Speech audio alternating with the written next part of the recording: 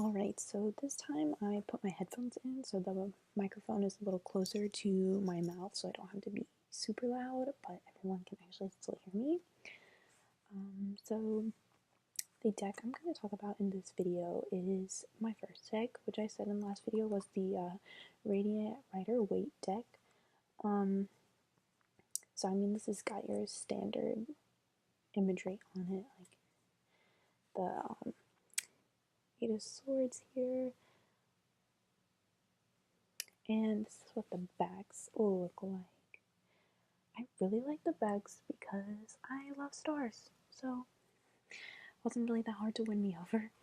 I think if I were the type to be brave enough to trim the borders of my decks, this would look really good that way. I mean, it doesn't take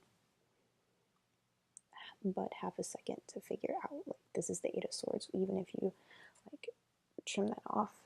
So, I feel like it would look really good that way, but I am not brave enough to do that, and I don't really have the patience or extra money to get someone to do it for me.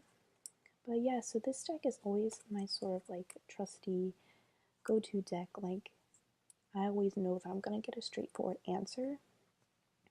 At first I was a little intimidated by this deck because it was my first, and I got it about a year ago when I was starting to learn tarot, and yeah, I was just a little intimidated because there's like so much going on in each of the cards. It's like the moon. There's so much going on there. Like,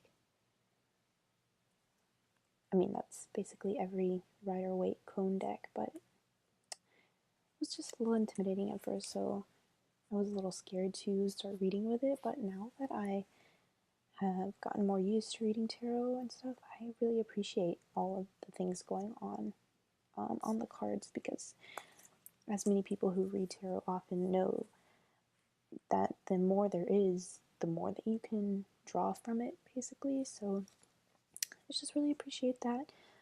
There isn't really much to say about this deck because most people know what it looks like. I do read reversals with this deck because the backs make it so you can't tell if it's reversed.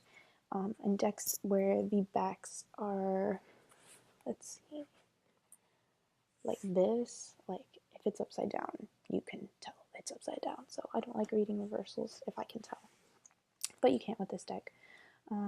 And it was my first deck, so it has a very special place in my heart.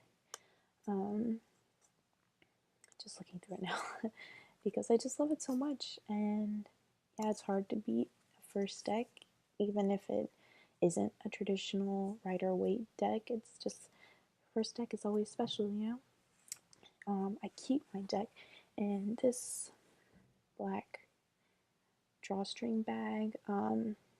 I just got it at like the metaphysical shop in the town that I live in.